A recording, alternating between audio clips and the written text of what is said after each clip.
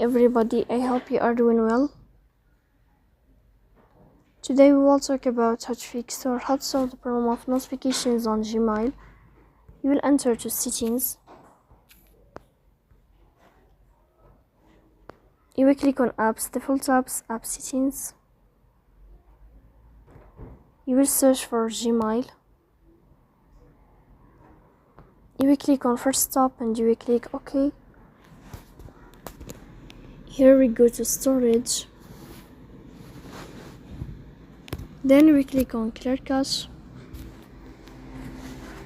In the end, you will turn off your phone and you will restart your phone again to fix that problem. So please don't forget to support us by like and subscribe. See you next time in another video, and thank you for your watching and your attention.